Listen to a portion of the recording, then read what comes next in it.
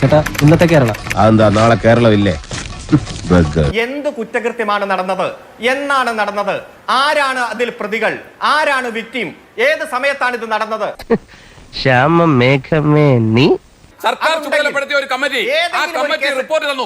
സർക്കാരിന്റെ കൈവശം കൈമാറിയിട്ട് അതിനകത്ത് ബലാത്സംഗം ഉൾപ്പെടെ സ്ത്രീകളെ അപമാനിക്കുന്നത് ഉൾപ്പെടെയുള്ള കുറ്റകൃത്യങ്ങൾ നടന്നിട്ടുണ്ട് എന്ന് സർക്കാരിന് ബോധ്യപ്പെട്ടാൽ പിന്നെ ആരെഴുതി തരണമെന്ന് അരുണായി പറയുന്നത്? വിവരമില്ലാത്തവനാണെങ്കിലും സത്യം പറയൂ.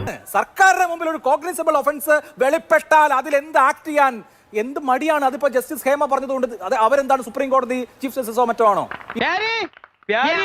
മിസ്റ്റർ അഭിലാഷ് അതെ, ഇദ്ദേഹം എല്ലാ തവണയും ഈ മന്ത്രിയുടെ പേര് കോട്ട് ചെയ്യുകയാണ്. എന്താണ് ഈ മന്ത്രിയോട് ഇദ്ദേഹത്തിനുള്ള വിരോധം എന്ന് നമുക്കറിയാം. ഞാൻ പറഞ്ഞിട്ടില്ല. ദയനീയമായി തെരഞ്ഞെടുപ്പിൽ തോൽപ്പിച്ചതാണ് ഈ മന്ത്രി. ഭാരിച്ച കാര്യമൊന്നും അന്വേഷിക്കണ്ട, ഇല്ലേ നിന്നെ തല്ലി ഇറക്കും. ഈ റിപ്പോർട്ടിൽ കാര്യമായിട്ടാണ് പറഞ്ഞത്, തമാശക്കാണ്? കാര്യമായിട്ട് തന്നെയാ പറഞ്ഞത്. താങ്കൾക്ക് സീറ്റ് കിട്ടിയില്ല,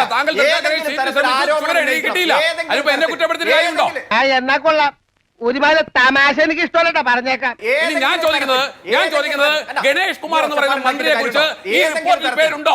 എന്റെ അമ്മയെ നാട്ടിച്ച്. ഗണേഷ് കുമാർ എന്ന് പറയുന്ന മന്ത്രിയെ കുറിച്ച് ഈ റിപ്പോർട്ടിൽ പേരുണ്ടോ? ആത്മയുടെ പ്രസിഡന്റ് ആരാണ്? ആത്മയുടെ പ്രസിഡന്റിനെ മന്ത്രിയാക്കിയത് ആരാണ്? എന്തോ എങ്ങനെ ലക്ഷ്യം വേറെയാ. ആത്മയുടെ പ്രസിഡന്റ് ആരാണ്? ഗണേഷ് കുമാർ. ആ ഗണേഷ് കുമാറിനെ നിങ്ങൾ ഈ റിപ്പോർട്ട് കിട്ടിയതിനു ശേഷം മന്ത്രിസഭയിൽ എടുത്തിട്ട് അത് ചോദ്യം ചെയ്യുമ്പോൾ ഞാൻ തോറ്റുകൊണ്ടാണെന്ന് പറഞ്ഞാൽ താങ്കൾക്ക് സീറ്റ് കിട്ടാത്തതിന് ഞാനല്ലോ ഉത്തരവാദി. നോക്കൂ, പരസ്പര ഈ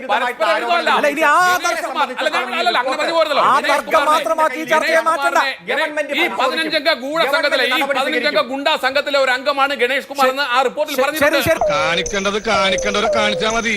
ആ കാണിക്കണത് ഇങ്ങോട്ട് കാണിക്കാൻ നിന്നാലേ പിന്നെ കാണിക്കാൻ കാണിക്കണ്ടാവൂല. കാണാടാ